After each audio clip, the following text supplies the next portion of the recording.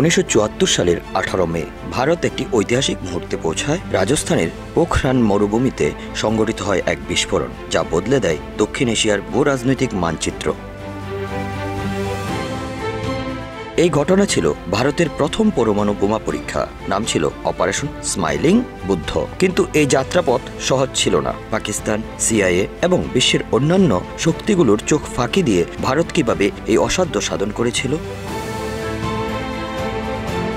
স্বাধীনতার পর ভারতের নেতৃত্ব বুঝতে পারে যে একটি পরমাণু শক্তিধর দেশ হওয়া শুধুমাত্র প্রতিরক্ষা নয়, আন্তর্জাতিক শক্তির কূটনীতিতে এক গুরুত্বপূর্ণ অবস্থান তৈরি করবে। এই উদ্দেশ্যে 1948 সালে গঠিত হয় ভারতের পরমাণু গবেষণা সংস্থা। এর নেতৃত্বে ছিলেন ডক্টর হোমি জাহাঙ্গীর বাবা।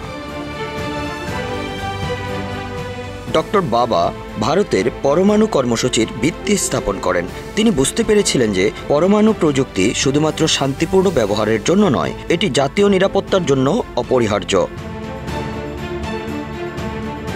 জওহরলাল নেহেরু ভারতের পরমাণু কর্মসূচিকে সম্পূর্ণভাবে শান্তিপূর্ণ ব্যবহারের উদ্দেশ্যে পরিচালনা করার পক্ষে ছিলেন। কিন্তু 1962 সালের চীন ভারত যুদ্ধ এবং 1971 সালের বাংলাদেশের মুক্তিযুদ্ধ ভারতের ভূরাজনৈতিক চ্যালেঞ্জকে বাড়িয়ে তোলে।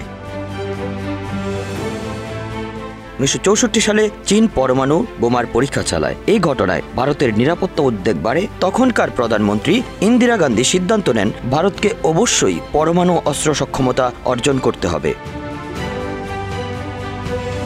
এই সময়ে সিআইএ ভারতের পরমাণু কর্মসূচি গভীরভাবে পর্যবেক্ষণ করছিল। মার্কিন উপগ্রহ এবং গুপ্তচর সংস্থাগুলো পোখরান এলাকাকে নজরে রেখেছিল। তবে ভারত এক অভিনব পন্থায় তাদের কার্যক্রমকে গোপন রাখে। পোখরানে সামরিক মহড়ার ছদ্মাবরণে মাটি খনন, পরীক্ষার সরঞ্জাম আনা, গবেষকদের সামরিক পোশাক পরিধান করানো, সবকিছু করা হয় অত্যন্ত গোপনীয়তার সঙ্গে।